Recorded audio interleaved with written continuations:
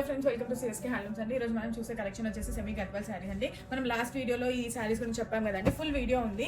దానిలో శారీ ఓపెన్ చేసి overall look ఎలా ఉంటుందో చూపించాం కదా.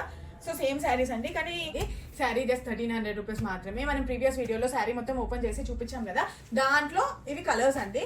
కలర్స్ చూపించడానికి మళ్ళీ వేరే వీడియో తీస్తున్నాము. దీంట్లో ఏదైనా కలర్ మీకు నచ్చితే కింద డిస్క్రిప్షన్ లో మన నంబర్ ఉంటుంది, ఆ నంబర్ కి వాట్సాప్ చేయండి స్క్రీన్ షాట్ తీసి.